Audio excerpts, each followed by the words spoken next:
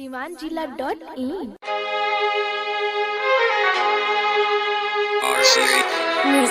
राज कपूर करी इतिहार कैसे जान तोहसे डरी ले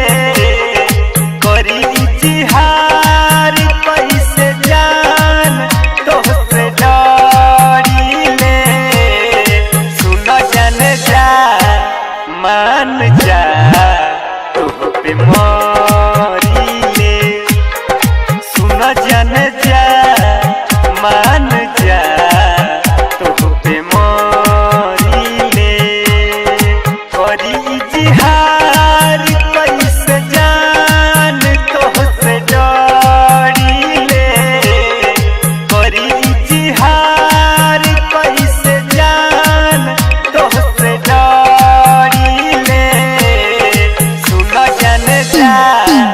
मान जा तोह पे मरी ले सुन जन जा मान जा तोह पे मरी ले डीजे जब हंस तुम बतियावेंगे अपना सहेली से देखते हमरा आशा ना पूरा विश्वास हो जाला कि 100% हमरा से प्यार करेला लेकिन कभी कभी अकेले में मुलाकात होला तो ऐसा मुंह बना ले गुस्सा कि हम का कहीं डर जाइए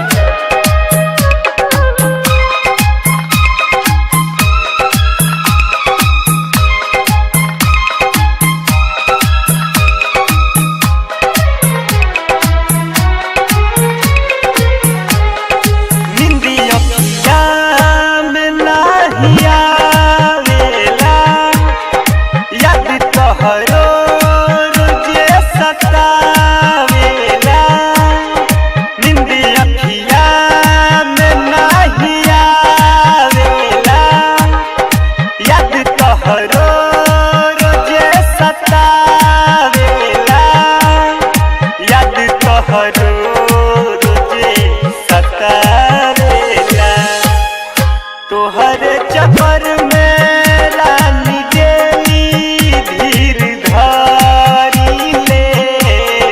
तोहर चक्कर में जान देली धीर धारी ले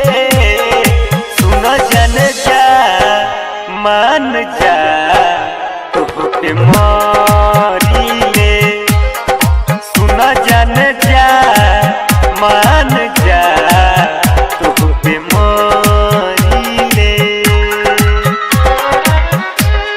इजहार करे के एगो तो तारा पापा से डर लगता और दूसरे तारा भाई से लगता लेकिन अगर हनुमान जी रहती तो सीना चीर के दिखा देती कि तारा के हम कितना चाहिए। अरे जानू समझ जा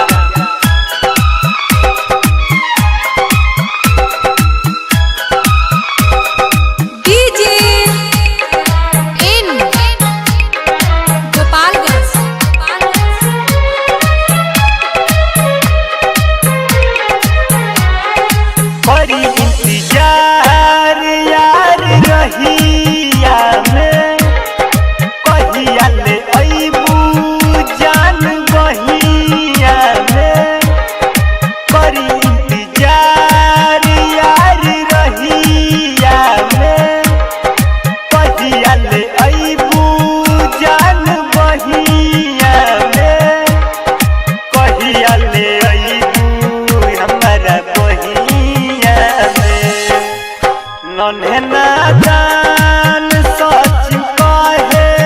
प्यार करी ले नन्हे से नादान कहे प्यार करी ले सुन जन जा तू जान जा तोह पे मरी